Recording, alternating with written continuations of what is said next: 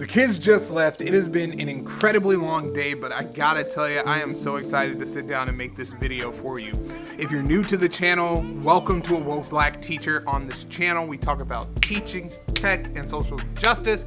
And today, I've got a piece of content that I think you're gonna love. If you clicked on this video, you're probably a person of color, or maybe you work with people of color and you wanna be a better ally. These are gonna be 3 really simple tips that you can use when something racist is said to you. Let's get into it. But before we do that, make sure that if you haven't already that you subscribe. It really does help the channel. People say racist stuff to me all the time and they don't even know it, especially people that I've worked with in the past.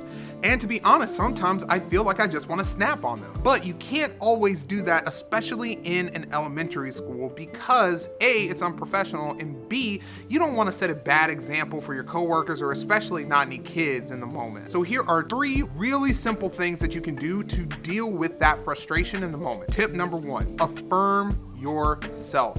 Take a moment and I want you to repeat this sentence in your head the next time somebody says something racist to you. I am okay. This is not my fault. Any person in this position would feel the exact same way. And when you say that, it affirms you and it gives you an opportunity to take a step back and really think about what your next move is, which is tip number 2. Disarm the situation by placing it back on the person who said the racist thing. And you can do that with a really simple question. The question is, what made you feel comfortable saying that to me? By doing this, it forces them into one of 2 options. First option, which is giving you an answer, and then they have to take a step back and think, wow, I really let that come out of my mouth. The second option is that they say no answer at all, which at that point just confirms that they're probably racist. By doing this, it gives you the power in the situation and forces the other person to take accountability for their actions. Before we get into the last thing, have you liked this content so far? If so, why don't you consider subscribing? Really appreciate it.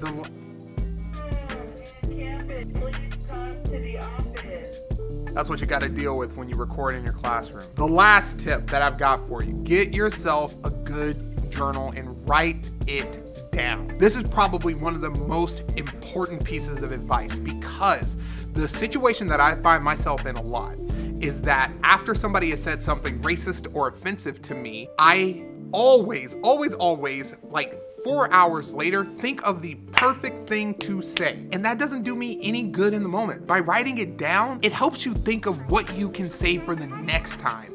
And that gives you so much more power in those situations, and it's able to make you quick to respond and really take control of the situation. Because at the end of the day, that's what's most important. Making sure that when you are confronted with racism, that it doesn't make you recoil, but you are prepared to speak up and shut it down. That about wraps it up for me. I hope you really enjoyed this content. If you did, subscribe, and we'll see you in the next one.